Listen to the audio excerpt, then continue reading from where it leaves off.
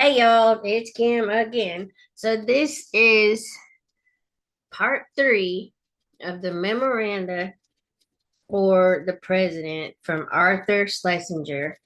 Um, I'm gonna try to hurry through this just because I don't want it to cut me off. But I mean, there's 17 pages. I know it's not complete pages, but still. Anyway, this is talking about the CIA and his idea on reorganization for the FBI. Anyway, it says how to establish policy control. This is section 5. It says here, I wonder whether the British experiments experience might not be of value. The notable feature of the British intelligence system is the determination to keep clandestine activities under strict foreign office control. This control is achieved in a number of ways. Secret Intelligence Service, or MI6, itself operates under the direction of the Joint Intelligence Committee, which has a Foreign Office chairman. Until recently, Sir Patrick Dean, who is now the British representative at the UN, and which includes the service intelligence directors and representatives of the Colonial Office and the Commonwealth Relations Office, as well as the chief of SIS, maybe, or SI5. I don't know. Whatever this is here. Some of those letters run together, letters, numbers.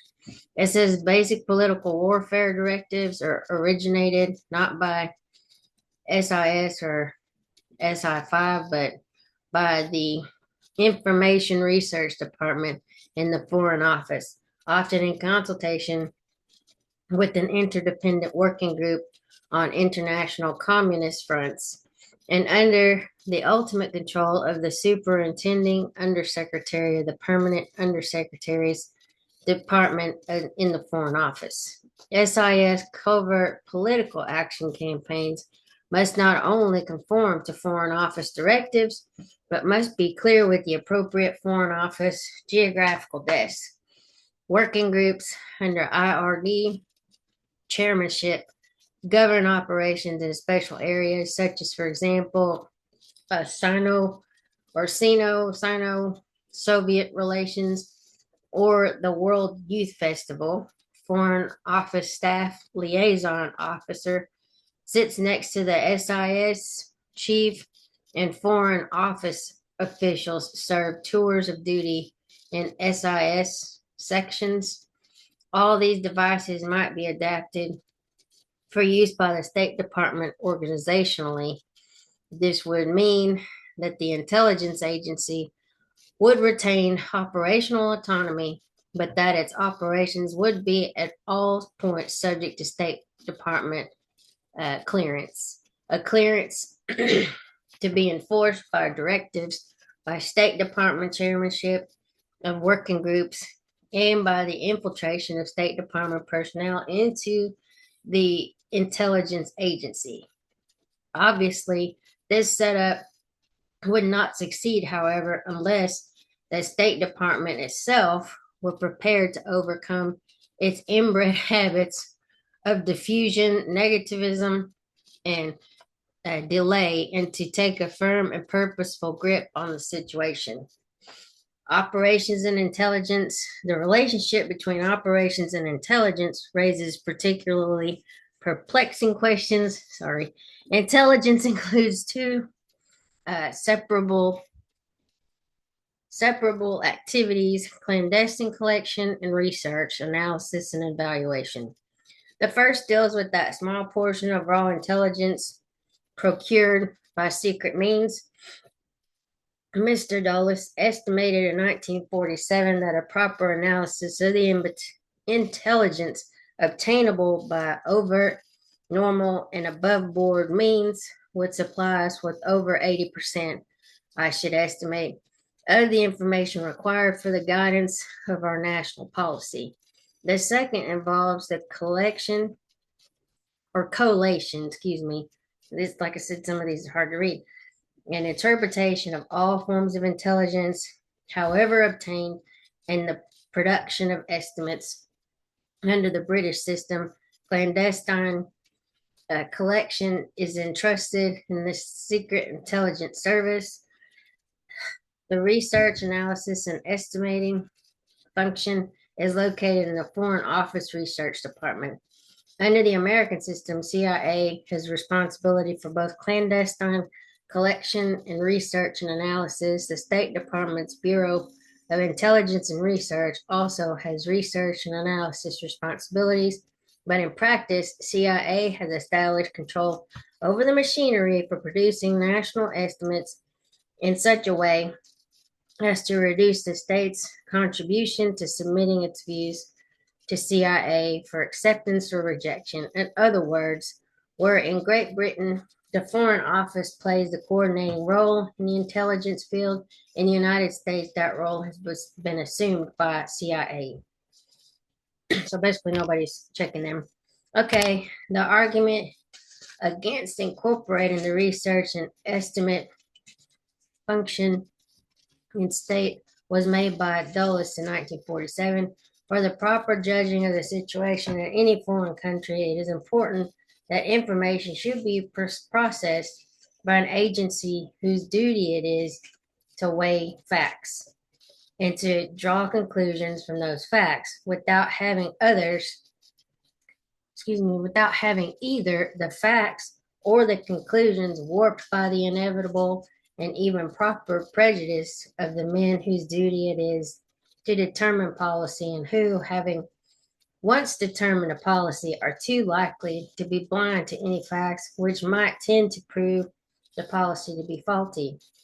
Precisely the same argument can be used with equal effect against the incorporation of the research and estimate function in CIA, i.e., if intelligence is too closely connected with operations, then those committed to a particular operation will tend to select out the intelligence which validates the operation.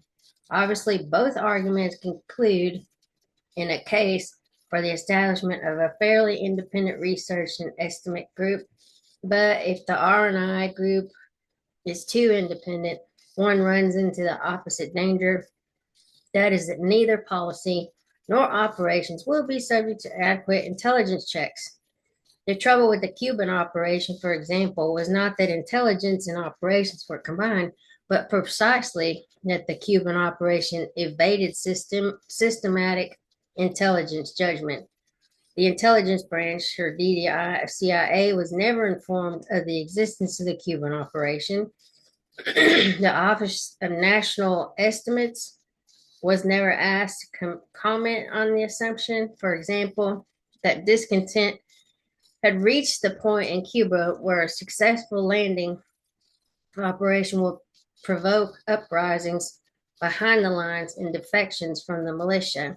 In December and February, the Office of National Estimates produced general appraisals of the Cuban situation, but they were wholly independent of the Cuban operation.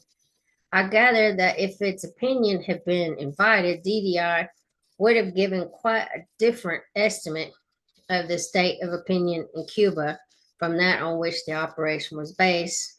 There existed, in short, the ridiculous situation that knowledge of the Cuban operation flaunted in Miami bars by any number of low-level agents in the operation branch of CIA was denied to even the top officials of the intelligence branch. The Bureau of Intelligence and Research of the Department of State knew even less about the Cuban operation.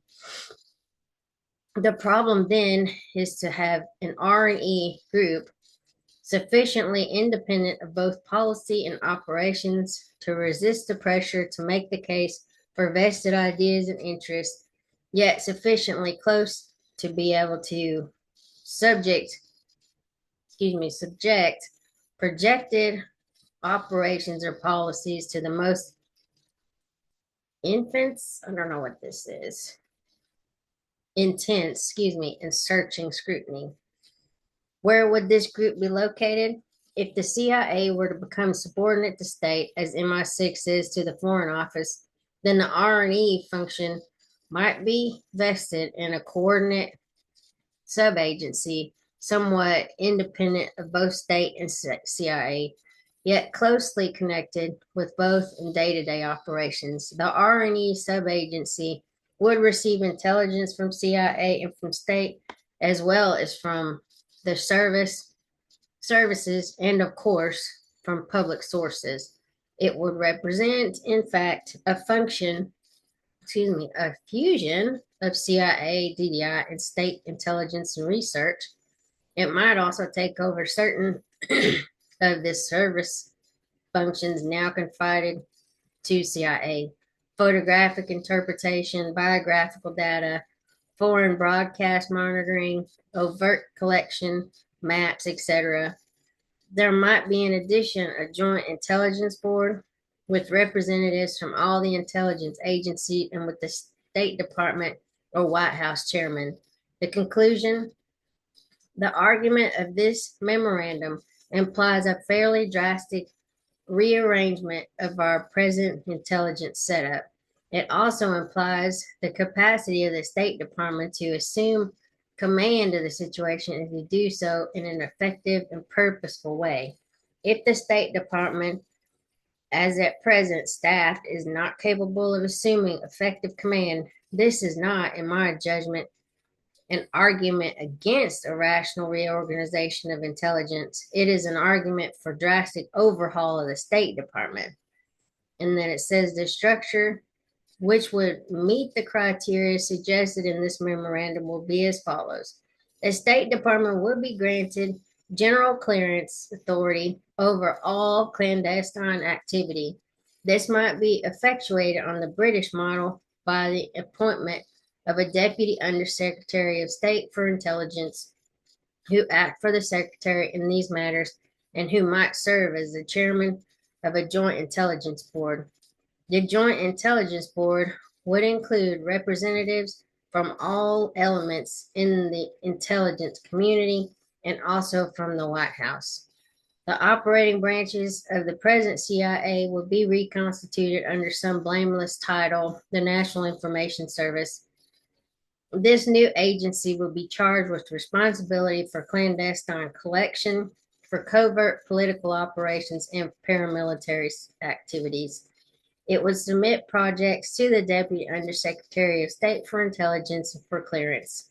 In general, the agency would bear somewhat the same relationship to state as the Disarmament Administration and ICA presently do. A second semi-independent agency would be set up, again boring a blameless title, the Foreign Research Agency, coordinate with the Operations Agency. This agency would be charged with responsibility for collation and interpretation. It would include CIA, DDI, the Bureau of Intelligence and Research in State, and the various service functions now carried on by CIA: photographic interpretation, biographical files, foreign broadcast monitoring, scientific intelligence, maps, overt collection, etc. It might well be located in the CIA building in McLean. And then it says Arthur Schlesinger Jr., the Attorney General, Mr. Bundy, Mr. Dungus, or Dungan, something like that. And then the rest of this looks like it's been redacted. So, National Security Archive, this document is from the holdings of the National Security Archive, George Washington University. So, anyway, that's pretty much what was in that particular document. I don't know what this is. JFK something, departments and agencies, CIA from 61, I think, or 561 to 861. Anyway, I just thought it was interesting. That's kind of cool. So anyway, that's the end of that document. I'll continue making these videos about the JFK files, but I just thought this one was pretty interesting to you. Anyway, I'll talk to y'all later. Have a great afternoon. Bye.